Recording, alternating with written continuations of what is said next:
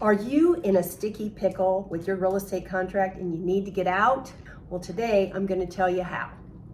So first of all, with real estate contracts, what I'm basing this video on is our KCRER contracts, which are Kansas City, Missouri, and Kansas, basically, and what's inside our contract and how they read. I don't know what other states do. Their contracts can be different. This is just our contract. So first of all, there's about 6 ways that you can cancel, terminate, and be released from a contract without getting an attorney involved. And they're via contingencies. The first one is the earnest deposit has to be received during the specified date. So in your contracts, you write, there's a blank and it can say 2 days, 1 day, 5 days, 10 days, whatever. And if the buyer does not comply with that requirement of the contract, then the seller can automatically cancel that contract without having anything signed with the buyer, because the buyer did not, right off the bat, did not put the earnest money down, did not put the good faith money down, and the seller can then resell his property. Number 2, your inspection contingency. Now, it's a little bit more common here. So again, we have time frames in our contracts that are very important to stay with. And say, for instance, most people write in 7 to 10 days for inspections. So say you've got 10 days to do your inspections. You must have all the inspections done, whatever they may be. If they're radon, termite, any kind of whole house, sewer, any of those things. And the report for that inspections have to be submitted to the seller's agent by the 10 days, within the 10 days, as well as if you're asking, say for instance, you found that the HVAC system is bad and you're asking the seller to replace that.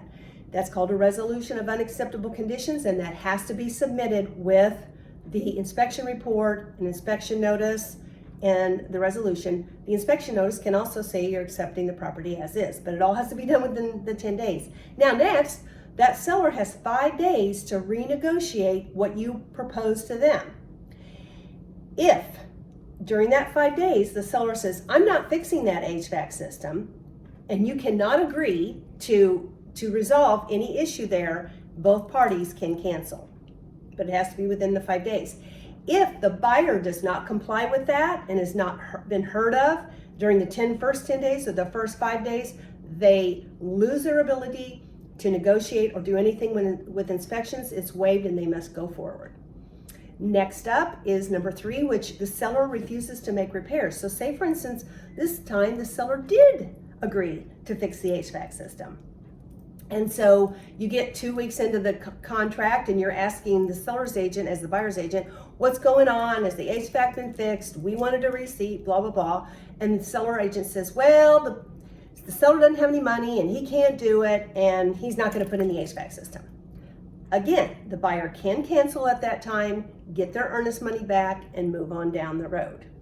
Number 4 is your financing contingency. So financing must be complied with just like every other dictate of the contract. Now, say for instance, you as the buyer's agent wrote the contract for a conventional loan. The buyer's going to be going conventional, and something happens, there's a glitch with the financing, the lender didn't find, and he says, oh, we're gonna be FHA now. And you can actually do that. So the buyer can change their loan program. It's not gonna cancel the contract, it's not gonna change anything. People may not like it, but you can move forward on that. And, but what if the buyer loses their job and can no longer finance? And the lender says, no, he cannot get the loan, there's no way. Then the lender can generate a letter to the seller's agent telling them they've denied the loan. The buyer can get their earnest money back. Number 5 is your appraisal contingency. So you purchased the house for $350,000 and you're saying, okay, I'm gonna pay $350,000 for this house, but in a normal contract when there's no other addendum attached, then say for instance it only appraised for $320,000. Now you've got a $30,000 gap between what you offered to pay for it or signed that you're going to pay for it and what it actually appraised for. There are a couple things that can happen here. The seller can agree to come down a little bit, the buyer can agree to come up a little bit, or however you want to negotiate that out. but the contract can continue there. However, if the seller digs his feet in the sand and says, you said you were going to buy it for $350, and the buyer says, I'm not going to do it because it didn't appraise, the contract can be canceled by either party. Now remember, everything has to be mutually agreed upon, so everybody has to sign off on it. But yes, then that way the buyer can have his earnest money returned. And then number 6, which is probably the most uncommon, is your title issues. So remember, with a contract, when you're buying a home, we have title insurance, right? The title company does a lot of things. They close for us, and they search our titles so that they can make sure that they are clean, do not have clouds or encumbrances. But here's what can happen, had this happen. So say, for instance, you bought a house for $150,000, and yes, you still can do that. And the seller had $350,000 worth of liens on the property. Well, the house can't be sold without those liens being released. All those judgments have to be released. And so what needs to happen is somebody has to go to bat to negotiate those deals. And guess who that is many times? Many times it's the seller's agent.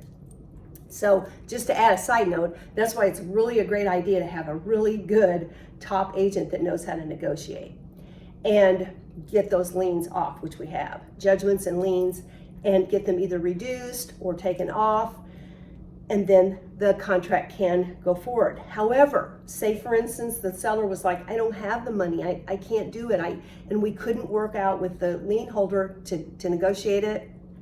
You can't sell a property with liens against it, with clouds or encumbrances. It has to be clean when it goes across to the new owner. So that would be a reason why the buyer would need to cancel, seller would need to cancel, and the buyer would receive their earnest money back. Now, just to tie it all together, remember that these are all within the contract that can be canceled, releases, terminated. If for some reason the buyer just says, I don't want to buy this house anymore, then they're not going to get their earnest money back. But remember, everything has to be mutually agreed upon, and so that money would have to be held. And in the state of Missouri, typically it's held by the title company, but eventually they have to release it to the state. So if you guys can't agree, then it will be held by the state and nobody gets the money. Hopefully you won't do that you can come to an agreement and those contracts can be released and everybody can go on for whatever reason. Or the seller could sue that buyer for lack of performance on that contract. So if you have any other questions about anything, always reach out to us. We're ready to answer questions. It's a crazy time out there, and you guys need to know what's going on and understand these contracts. Have a great day.